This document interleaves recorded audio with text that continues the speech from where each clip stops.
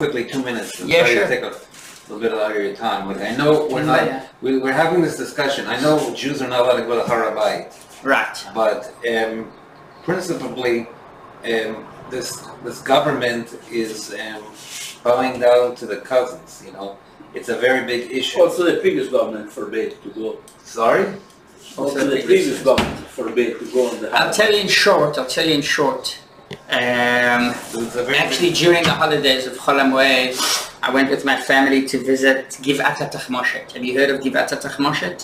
No. I've heard about it, but I don't know where it is. Givat HaTachmoshet is basically it's a certain hill where the Jordanians had a fortress. They were very it was a very protected area. It was built with tunnels and with, I don't know the English word, ta'alot. You know, like these. And with the help of the British. Maybe, I'm not sure about that and exactly how, but it was a very place. It was a place that was very hard to conquer, and it also sees over a big part of East Jerusalem. If you know the area of Shivtei Israel, Sanhedria, Murchevet, that area where the Frum, it's not Mea Sharim, but it's the Frum neighborhoods of Bar Ilan, etc. So it oversees that whole area, a very strategic point, and it was such an interesting fight that happened over there. It's worth it to go and to see the place, and they have a very nice video that they show. And there you get to see two things. You get to see the miracles that Hashem performed for us during the 6-day war, because conquering that was nearly impossible. And unfortunately there were quite a few soldiers that died, but they were able to. And also you see how the people fighting over Yerushalayim during the 6-day war, they knew their mission, they knew their connection to the land, they knew the connection and their right over Eretz Israel, and specifically over Yerushalayim. One of the soldiers that tells how a woman gave him, before he went to fight, she gave him a flag. And the flag, she told him that this flag was there before we left, which means before 1948, before they chased them out, so replace it, put it back in the same place. So when we conquered Har HaBayit and the Kotel, what happened was that unfortunately they gave the authority over Har HaBayit to the Waqf. Who would say? Jordanians. But who would say in Israel? Okay, so that's a good point. Moshe Dayan. Moshe Dayan was... Where does he get this power? Who gets Moshe Dayan the power? Where does it come from? I'm not going into that. You're right. I'm not saying that he has the ability to do it. I'm saying that the point isn't what's the problem with giving it over to someone else. It's a feeling that we don't feel the right over Har HaBayit. We don't want a connection to our deep, strong Judaism and our strong... sometimes people fear that it's, the moment you come to the Kotel, that means you have to turn into a tzaddik gamur. Or you have to... Moshe Dayan was so afraid. He's got now this religious place where he's got to become a from Jew with a shtreimel, with long payas, with a long beard. He didn't want himself in that way. But that's a problem with the identity. Some people suffer from issues with their own character, where their identity, they don't feel comfortable with who they are. And we are Jews, and for that reason, Har HaBayit belongs to us because Hashem gave us that part of the land. And the point is like this, and back to answer your question, we're not allowed to go to Har HaBayit. Because according to Halakha, we're not allowed to go to Har HaBayit. But it shouldn't be something that the government forbids. The state should not have a role. Jews. Not only because of the state not having a role, but the fact that this actually belongs to us. But what can we do that we are impure? And today going to Har HaBayit, according to most of the poskim who we go according to, we don't go to Har HaBayit. And we want to go there in the right way. We spoke about it a few times when we had a lecture from... from Harry Moskov. He spoke about the Ark. Where's the Ark? And everyone thinks about the Ark and they say, you know what, let's just go and find the Ark. Let's just go and, open all the tunnels and just go. No, You might find the ark, but the ark's not finding you. We've got to go in the right way. We've got to go to Har HaBayit in the right way, accepted by Hashem, not as thieves in the middle of the night. But again, this shouldn't be that the government forbids us from going, because that shows that we don't really feel that it belongs to us. And I just want to end with the important, and we're going to talk about it now, Yemei Sfirat HaOmer, because there are many opinions about the whole concept of Har HaBayit, of Eretz Israel, and we know that there were 24,000 students of Rabbi Akiva. He had 24,000 and he had another 5. 24,000 died. The best in the brightest. Exactly. Disrespecting their friends. And that's why we know that, we'll talk about how could it be what happened, but as a rule, we should take these days of Sfirat HaOmer, and if it's avoiding saying my opinion, that I've got a strong opinion that for me it's crystal clear how things should be. But on these days, you know what, I'm not going to share my opinion, because I know that it brings other people bad feelings, and people might... This is the day of Sfirat HaOmer, we're preparing for Matan Torah. Especially, this is the time to actually to stay peaceful and calm. So let's talk about the story of Sfirat HaOmer. I just have one thing, 2 seconds. Okay. First of all, my question is this: you can't even go to the periphery of the Har HaBayit. Is that true? It depends where the periphery. You can go to the Kotel, right? And there are certain other places that you can go. I'm not familiar with the exact border, but I wouldn't come close to what's called Har HaBayit to avoid it. Kotel Katan. Kotel Katan, I think you still can. And the tunnels there. That's pretty. Whatever's on the border of the Kotel, you know, the wall of the Kotel, and you're not going through the... and the truth is that it's a great place to pray, and this is where Yidden throughout all the generations, that's where they prayed. It's only when the Mashiach comes when we can go and we'll be pure once again, and we're able to properly approach and come to Har HaBayit. And to end with this this conversation about this Har HaBayit thing, and basically what I think why Moshe Dayan gave it up, because we're a lot of Jewish people, I feel we are Rahmanim to the. There's a difference between. It's an interesting point, but there's a difference between Rahmanim to not accepting who you are. They fought very strong and they conquered many other places, but it's a different topic. That's the truth. It's a different topic. So let's leave it for another time. Okay. So what's the story of Sfirat HaOmer? We all know it begins from the journey, and this is the approach of Hasidut. You know, if we don't look according to Hasidut, so the peak of the month of Nisan is Leila Seder. That's the height. That's where we celebrate the freedom. Hasidut tells us, you know what? It just starts. The peak just starts at that point, because then we go from Sfirat HaOmer, we go from Leila Seder, we go to the preparation of receiving the Torah. And going through this preparation... To accepting it. Sorry? And to prepare to accept it. Accept it, exactly. And this is after Am Yisrael was stuck in Egypt, and it says that they were stuck in Memtet Sharei Tumah. There are 50 gates of impurity. Am Yisrael, unfortunately, during the times of Egypt, they weren't perfect, great people. Unfortunately, they also were into Tumah.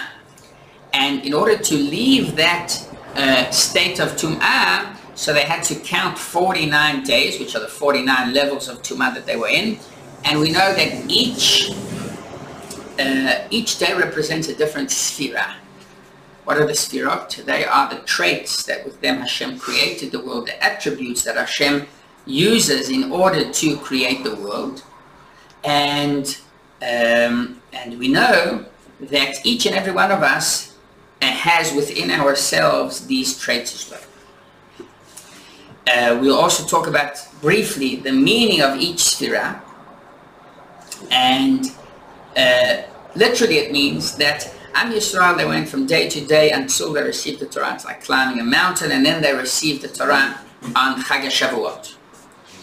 We also know that Sfirat HaOmer are days that are forbidden hearing music, cutting our hair, having simchas. It could be a bar mitzvah, it could be a chatunah, for sure a chatunah, Bar mitzvah sometimes they did on Lag BaOmer, because on Lag BaOmer, that's a time where you can, it's the only time during those days where you can actually celebrate. And why is that? So the reason is because of the story of Rabbi Akiva and his 24,000 students. You can have a bar mitzvah during Sriya if you don't have any music, right? So there are a few opinions about this. The Chabad minhag is to be as strict as possible and to delay all celebrations to after Sfirat Omer, after Shavuot, even if it's without music. You do say the Ma'amar, the Hasidic discourse, but you don't have the actual gathering. Other minhagim say that you can, after Lag BaOmer, you can have it with music. Certain Ashkenazi minhagim think after Lag BaOmer it's okay, it's no problem.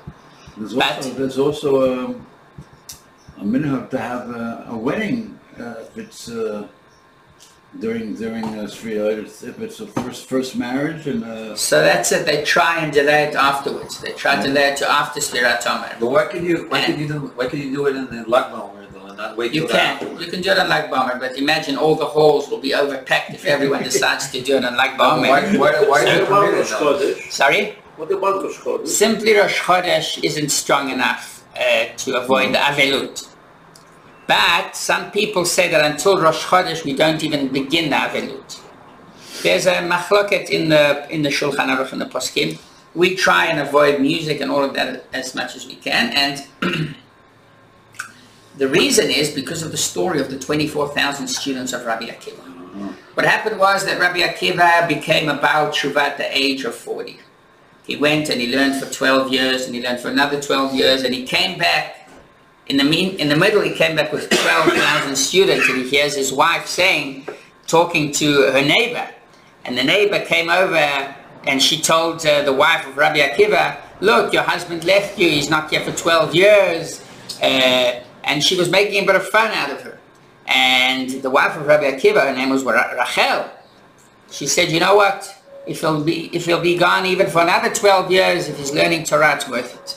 I'm prepared to. So Rabbi Akiva hears that behind the door, tells the student, back we're going to continue for another 12 years to learn. What about Shalom Bayit and teaching the children? You're right.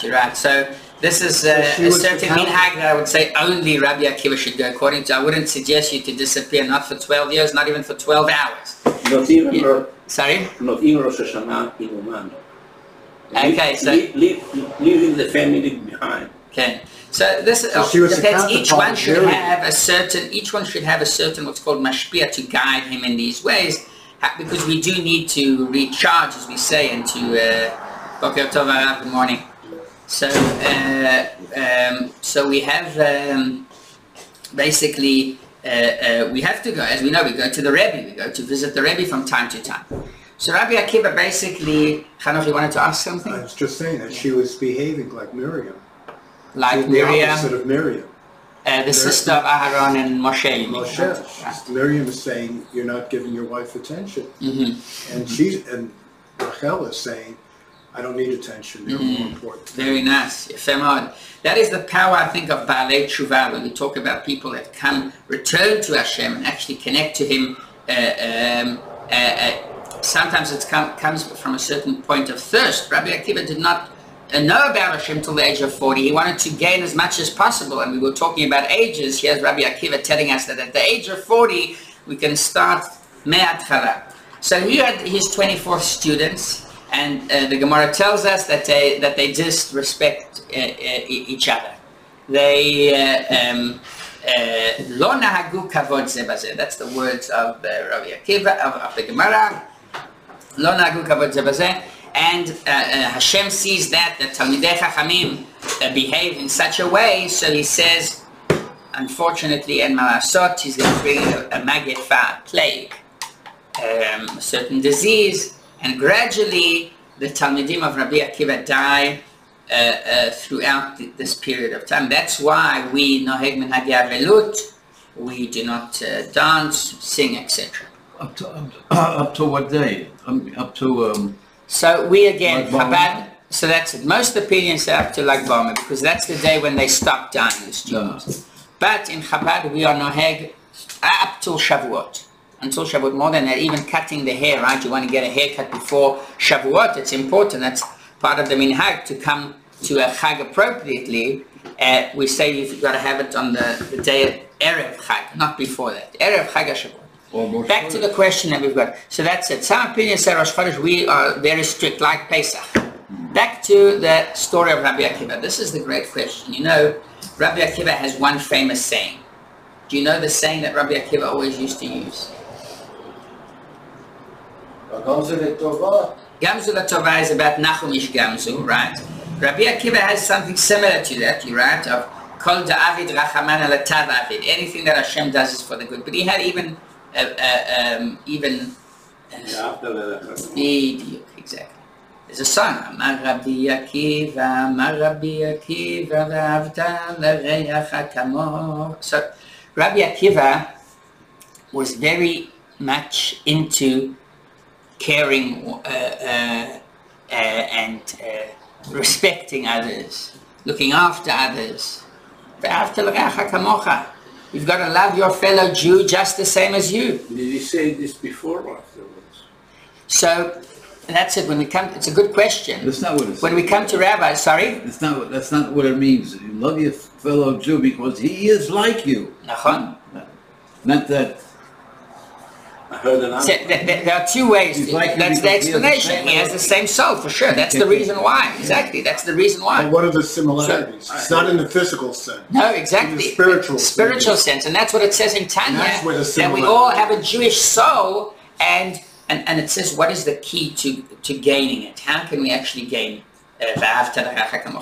I'll tell you in a moment. I just want to. You had a question you wanted to ask? No, I want to say there's another way of interpreting the V'ahavta l'reacha kamocha. Okay. V'ahavta l'reacha kamocha ni Hashem.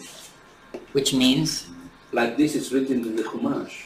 V'ahavta l'reacha kamocha ni Hashem. Ni Hashem. Interesting, right? It depends. That's the whole pasuk. Where you put the comma, right? That's what Rabbi Shmuel said. Yeah, Where you put the comma. Very nice. I like that one. So how is Chabad to celebrate in Lag BaOmer? Lag BaOmer itself is the day when Rabbi Shimon Bar Yochai passed away, and he is the one that established Kabbalah in the world. The Zohar. That one is mine. And that's what Hasidut is based on. So Rabbi Shimon Bar Yochai himself, he asked the Talmidim and he told them, please make a Hilulah on the day that I die. And he received all the... Sorry? He received all the secrets of the Chabad. Right, Rabbi Shimon Bar Yochai. So that's why we celebrate on this day of Lag BaOmer. Lag BaOmer is a unique day, very holy, very special day as well. And also they stopped dying on Lag BaOmer, and that's why we are okay with the date itself. So, so you celebrate, Chabad is celebrating Lag BaOmer? for sure, we have a whole parade, and this year, B'ezrat Hashem, it's going to be on Thursday. So we're going to have a whole special parade. You can come, it's important to come. The Rebbe said that Rabbi Shimon Bar Yochai is present in the parade. Because a lot of the times, we want to travel all the way to Meron, which is also very good, very important. But Rabbi Shimon Bar Yochai also wants us to make sure that kids around Israel and around the world celebrate. So there's always big parades during these days of Lag BaOmer. So back to what we're talking about. So we've got 2 points that we're going to talk about. One of them is, how can we actually achieve V'ahavta l'reacha kamocha? This is what Rabbi Akiva says. Rabbi Akiva says, V'ahavta l'reacha kamocha, you should actually love someone else the way you love yourself. That makes not much sense. How can you do it? It's impossible. Right. You don't need a spiritual sense. Right. So this Physically, is it's Tanya. impossible. Exactly. So Tanya brings us a great way to actually understand this and to relate to this. So what Tanya says is that we've got a Jewish soul. We've got a Jewish soul, and each and every one of us have that Jewish soul. Chedek Eloka mamash. Exactly. It's mamash, a part of Hashem. And if we talk about that part of soul that we have inside us, that soul that we have inside us, we know that there's no difference between my soul, your soul, etc., etc. all the Of godly all of Am Yisrael, it's the same quality soul of where does the challenge come in? If we look outside, if we look at the body of the person, this person has this opinion, this person has that opinion, this person has a certain kind of nature, certain kind of personality, the other one has the opposite type of personality, and it says that each and every one of us, we on purposely, Hashem created us with different opinions, different deot. So if we want to, spiritual soul. right, so if we want to actually achieve Ve'ahavta l'reacha kamocha, we've got to, sometimes you walk into a big synagogue, a big shul, and it's packed, loaded with people. It's not comfortable. This is something that you only find in Judaism. You walk in 770, right? Walk in 770, you'll see how packed it is with people. I'm not talking about the high holidays where there's thousands of people gathering there. And it's not so comfortable. But we all know that we dismiss our place that we take, our physical place. We need our comfort. We've got 4 meters, 2 meters over 2 meters that we've got to have for ourselves. So you know what? We are prepared to give up on that because now we are coming close to Hashem. We are elevating the spiritual part and our soul. Bidiyuk. So this is what he says in Tanya, this is what he speaks about in Tanya, how to actually approach and how to actually connect to the idea of Ahavta l'reacha kamocha. And you know what? I've heard an interesting thing. Can we feel this feeling? I'll be honest with you, as Yaakov, I can't feel this. I'm not on that madriga. There are great tzaddikim that on this madriga, this level, they reached the level where they can actually feel the pain and the suffering. And you know what? There was once a person that came into the Rebbe's room to seek advice. And the Rebbe told him what to do. And it was something that really was painful for this person. And he asked the Rebbe a direct question, asking the Rebbe, but can you feel my pain, my suffering? And the Rebbe said, yes, I can. How can you feel my pain and suffering?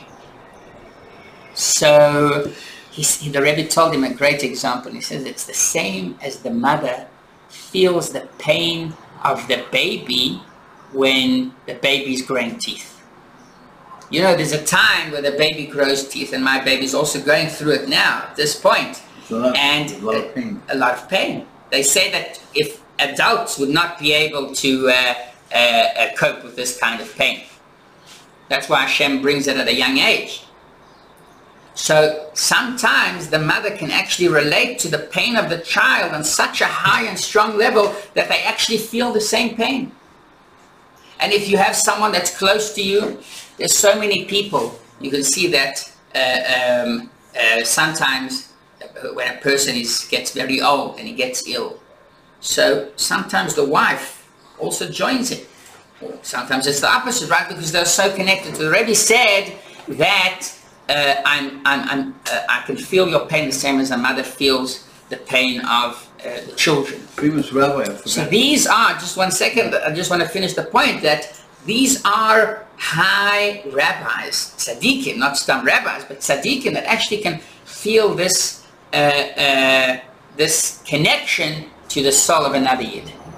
Yes, famous rabbi, I can't remember who it was, but he used to say, my wife's leg hurts me. Very nice. I've heard that. It's a great one, yeah. My wife's leg hurt me, yeah.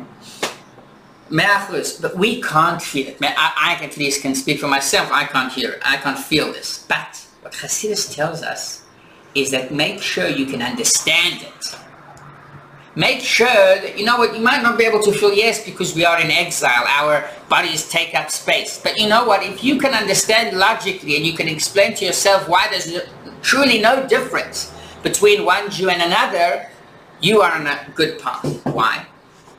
Because I'll tell you the case scenario, how it differs between a Jew that goes according to this and someone else that doesn't go. Someone, let's say, offends you. Someone said a certain word that wasn't in its place. So, you, at the beginning, you are upset, as everyone is, right? And you don't feel this Ve'ahavta l'reacha kamocha. You don't try and judge him like kafschut to try and find something good at this person. So you know what? Then the person that doesn't learn Hasidut goes home, and what happens there when he comes home? he becomes even more upset. And then he was just angry as a result of bursting feelings, which happens to everyone. But when he goes home, he says, you know what, how can this person dare to say this and that to me? Who is he? Who does he think? Does he know me? And you know, then the person develops not only feelings where everyone's upset when you say something, but it becomes part of him. And then he goes, you know what, I'm not going to talk to this guy anymore. But if you take the approach of Hasidus, and this is the difference, the approach of Hasidus says, you know what, in your mind, you've got to have it clear that there's no difference, and we're all one, we're all united. So when someone offends you, yes, on that spot, on that, exactly when he does that, you'll have these angry feelings, and it's natural. We're not on that level to restrain ourselves. But when you go home after that, you'll think the opposite. You'll say, you know what? After all, I learned in Tanya that we all one. He didn't really mean to offend you. And we are all truly connected one to each other. You know what? It's fine. I'll dismiss it. I'll talk to him again. That is the difference in approach. And this is what's so important. You know, even though we might not feel the V'ahavta l'rechav kamocha and just walk up to any other person that I see in the street, give him a hug and tell him, you know what, you are my brother and we're on the same thing. That, it's hard to relate to, but at least we have this mindset. And this brings us to the question about the students of Rabbi Akiva. Rabbi Akiva says, Amar Rabbi Akiva, Zeh klal gadol b'Torah, V'ahavta l'recha kamocha. You should actually love your fellow Jew. If so, how could it be that his students fail in such a level? They fail in such a way. The teacher got an F. The teacher got an F. So the teacher, who was Rabbi Akiva, he was one of the greatest Tanaim. He knew 100% how to pass on his teachings. And also, Rabbi Akiva, you know, you asked a good question before. You said, well, when did Rabbi Akiva say that? Maybe he said it after he realized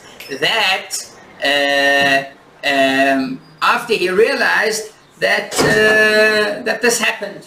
And then he came to the conclusion, you know what he said, I've got to change things. I've got to tell people how V'ahavta l'recha kamocha is important. We know that rabbis and tzaddikim, especially tzaddikim, they connect, if they have a certain expression that they say, it means that they live it. They represent it. They are a role model to that. And they bring their own personal example. So Rabbi Akiva saying V'ahavta l'recha kamocha, this is important, this important rule. This is truly what Rabbi Akiva taught them. Yes, yeah. Who gave the negative interpretation of V'ahavta l'recha kamocha, which is don't harm, don't do bad to the other one? I think it was Hillel. Hillel, exactly. Because maybe if it was given like this, they wouldn't have made a mistake. Right. They wouldn't have made any harm to each other. Right. Except to love. It's a bit hard. So you're saying instead of jumping so high to saying just love everyone else, start from the basis of not causing any harm. You're right. But these, again, once again, let's think about these great Tanaim. Let's think about Hillel himself. And let's think about also the students of Rabbi Akiva. These weren't just ordinary, simple people. These were great tzaddikim that they for sure understood the meaning, and maybe they even related to, and here is the explanation of the Rebbe. And Christianity changed it from a negative to a positive. In what way? The golden rule. Hillel says, do not do unto others. Christianity goes to religion on do unto others. Okay, I'm not familiar with them, and I don't want to discuss it too much, because we've got a great explanation of the Rebbe about this whole principle and about this whole idea. Thank you very much, Benish. I asked on and on, what was the point on this event that so many people had to die? So one answer what I got is they didn't respect the individuality of each other, whatever that means. So we'll speak about this. That everybody's equal. Okay. So we'll talk about this, yes. It's similar to what you're saying, Nadia. And the Rebbe speaks about, we spoke about the Sfirot, right? We are learning now about the Sfirot. We say every day a different Sfirah. Tiferet Shebegvura, perfect. Yesterday was Gvura Shebegvura. I don't like Gvura Shebegvura. Actually, It's too hard. it's different combinations. Right, exactly. It's a combination of two, right? So what happened is that each person has a certain midah. And it's very interesting to once take a moment and try and investigate and find what is your midah. Do you have the midah of kindness? Do you have the midah of gvura? And sometimes you know that people can define your nature and your midah, your trait, your quality by your name. That's why names are so important, right? We say, well, what is a name? A name is sometimes just so someone else can call me, you know. How would someone else call me? So they gave us a name. Hey, you. Right. So the truth is that a name means something. Most people say you can call me anything you want, just don't call me late for dinner. יפה מאוד. זה עצם So, הנשמה. עצם הנשמה.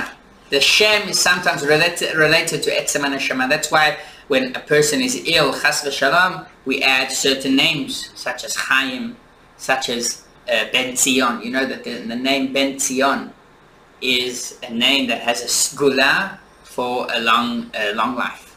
Alter. Sorry? Alter. Alter as well. Alter means old. So when you call someone old, you're giving him a blessing that he'll be old. He'll grow old. So these students of Rabbi Akiva, 24,000, each of them had their own opinion. Each of them had their own opinion because they each had their own personality. And it says that when you see 600,000 people gathered together, there's a special blessing. Do you know what the blessing is? It's in the center. When you see 600,000 people, you praise Hashem. Very special blessing. מעשה בראשית. Not Maaseh Bereshit. It says it right at the beginning of Tanya. It's in the center. Could be also in the Sirah. Probably it's also there. Let's take a look one moment. What is the point of the, besides Nusach, what is the point of the actual blessing? Why should we say a blessing seeing 600,000 people, right? Because it brings unity out of diversity. Sorry, 1 second. It brings unity out Brings of unity, diversity. what else? Out of The diversity. number of people coming out of Egypt, man. No, you're right. So, but there's something that shows the greatness of Hashem seeing 600,000 people. And it is... Right, so here we've got quite a few How brachot. can you see 100,000 people? So that's it, it's a Not good even question. when there is the final of the... I don't see it here because it is really a very rare When they come to bracha. the Super Bowl. When they come to the sea. So, Nice. right, Nowadays. I think that probably it was very uncommon for saying such a bracha. But why do we say this bracha? It says that the fact that Hashem, there's 600,000 people, which means 600,000 opinions at least. Hashem knows what's going through each and every one of these individuals. That's a reason to praise Hashem. That's a reason to say how great Hashem is. He knows exactly what's going through everyone's mind. You sit in front of one person, you don't know what's going through his mind, even if you know him. Barely after a few years, if you've got a good friend, so you can read the guy. But otherwise, you can't understand. Hashem can understand 600,000 different individuals. And I said at least 600,000 opinions. Why? Because it's the famous joke about the Jew that was stuck on an island. And after 10 years, they come and rescue him with the boat. And they see he built 3 shuls. 3 shuls. They thought, why did you build 3 shuls? So he said, listen, one is the Ashkenazi one, that's where I daven. I built another Sephardi one, and I bought a third one. I'm never going to go into that one. So we know that Am Yisrael, Baruch Hashem, we are very opinionated. Each one's got his opinion, each one's got his approach. And the students of Rabbi Akiva were exactly in that spot. They were exactly Shama Banakuda Azot. They were right there. And they loved each other. They knew they were the first ones to carry out this command of Rabbi Akiva, and they said, you know what, if I truly love my friend, what I'm going to do is I'm going to share with him the truth. I'm going to teach him the right way to live, the right way to connect to Hashem. Then you lose a friend. And then you lose a friend, exactly. But they got an interesting approach. They say, you know what? If truly v'ahavta l'reacha kamocha, if I actually love him, am I going to not tell him the truth? That you should be more with chesed. So Yaakov comes to Abraham and he tells him, you know what, Abraham, you've got to listen to me. You've got to become more kind. You know, the true way of connecting to Hashem is with chesed, with kindness. And Abraham hears that, tells Yaakov, you are totally wrong. It's the opposite. You've got to work with tiferes. You've got to learn. So each one had his own approach, and because of the love, this is something that they imposed strongly over their friends. And because of that, it's a bayah. What's it, the Rebbe? Sorry? What's it, the Rebbe? About? About the After the Kamocha. The Rebbe. This is what he says. This is the explanation. Did I mention anything else? I don't remember. But so he has. There's also a few. So how do you do that? You know, you want to actually tell someone else, and it's interesting because sometimes people say the truth, and there's also another joke about. You know, sometimes people say the truth as is. So there was a person, a heavy smoker, he used to smoke 2 packets a day. And he reads in the newspaper, it says there how a whole article in details how smoking is terrible, it damages your lungs and it's not good for your health. Chas v'shalom, it can bring diseases. He tells his friends, you know what, I made up my mind, I made a decision. So the friend said, what, are you going to stop smoking? No, I'm going to stop reading papers. So this telling the truth sometimes is hard. You know, you tell someone quit smoking. It's very hard to do. There was once, so how do we actually lift up the other in order to basically, we want to do v'ahavta l'reacha kamocha, and sometimes it's not about a person serving Hashem in that way. Sometimes it's about a person not serving Hashem at all. What do? We really love this person, right? I see my neighbor, he doesn't put on tefillin. Not once. Not once. I didn't see him put on tefillin. He doesn't shmura matzah. He doesn't eat matzah. How can I actually carry out, influence this person and truly show him the light? So there's a great story from the Rebbe about intermarriage. And intermarriage is a very big problem. We're going to end with that. Intermarriage is a big problem, especially overseas, but also in Eretz Israel. And what the Rebbe says is there was once a young guy that he was in contact with a non-Jew for quite a while. He decided he wants to get married, and he comes home and tells his father, I'm sure this will make you very happy. I am prepared, I want to get married. And who's the girl? The girl, you know, my girlfriend, and she's she's not Jewish, but the father hears that and he says, no such a thing, that's a red line, you never cross that. But father, you weren't even religious, what do you want from me now? No, this is a red line, you're going to cut yourself off, I'm Israel. This is a big, big problem that people face. People face this problem, intermarriage. So he sends him to a few rabbis, and all these rabbis tell him how bad it is to marry, and Gehenom, and they try to scare him, but it doesn't work. No. So what happened is he told him, you know what, I'm telling you, go to this last rabbi that I'm going to tell you. I'm not going to bother you after that. Go to the Lubavitcher Rebbe. Go to the Lubavitcher Rebbe. And he comes to the Lubavitcher Rebbe, he says, you know what, I'll go. This is the last rabbi I'm going to see, and after that I'll be on my way, I'll be able to marry, and that's it.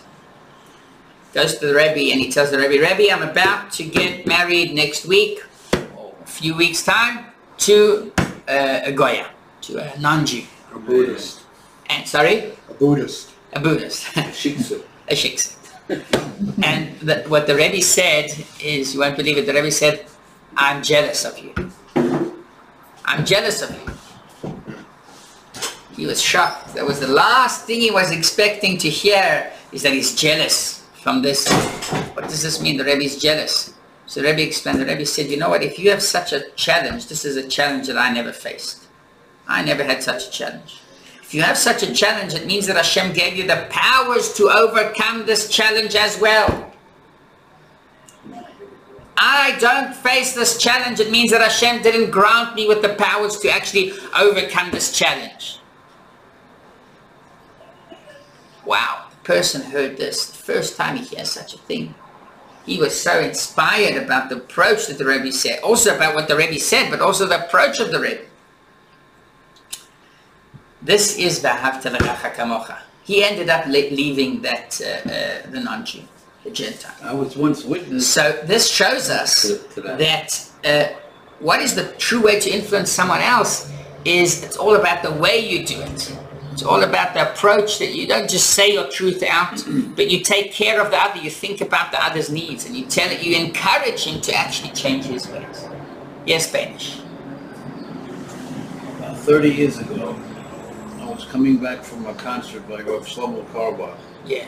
I was with him on a subway train, and the only other person in the car with us was a young man, and he had a tuxedo hanging on one of the straps there. He was on his way to get married to a shiksa. Wow. So when Rabbi Shlomo Carlebach heard this, he said to him, "I want to take you to a rabbi. It'll take a few minutes, but I think you should talk to this rabbi." We took him to the Lubavitch Rebbe. Wow. Well, he was there for a week with the rabbi, and then of course he canceled the wedding. Wow. It's amazing. It's amazing. Which train was it? The M to Flatbush. So, Our train?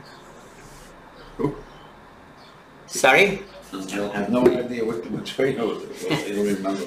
Right, but there are quite a few stories about that. So this is the importance about actually not imposing your truth on the other. You know, you have your approach, that's right, but respect the other person's perspective as well. And if you ever want to share with him your opinion, do it in a way where you elevate the person, you bring him, you lift him up. It's connected also, and this is the last story. It's about, it's not a story, but it's actually the way that the Rebbe said how to influence other people. The Rebbe said, you know what, in the olden days, in the sauna, right, in the mikveh, the sauna, so there were people that actually used to hit you on the back. And that was part of the whole thing. I don't know, the whole thing to hit the person on the back, and that's how he sweats more. I don't know the whole, there's a whole thing about it. And you go to, the Rebbe said, you know what, if you happen to go to a person in the street, you start hitting him on the back with a stick, it's not going to end up well, you know. But if you warm him up, you bring him into a sauna. Not only into a sauna, the sauna, there's the first level, there's the second level that goes higher, and you lift him up, then you'll be able also to hit him. Why? Because you're elevating the person up. You're not going to just impose your truth over him, but it's actually to encourage him, and you respect him. And the Rebbe in this answer respected this person. Not only respected him, but he said, you know what, you've got actual powers that I don't have. The Rebbe wasn't just saying it to, to talk him out of the case. This is true, the Rebbe meant it. If a person faces a challenge, he gets powers to overcome the challenge. Hashem gives us the same powers to overcome. So Yeshar Koach Gadol, we should all have the power to, first of all, to do V'ahavta l'recha kamocha, especially during these days. Spirat Omer, to increase in respecting others and loving others and caring about others. Yeshar Koach.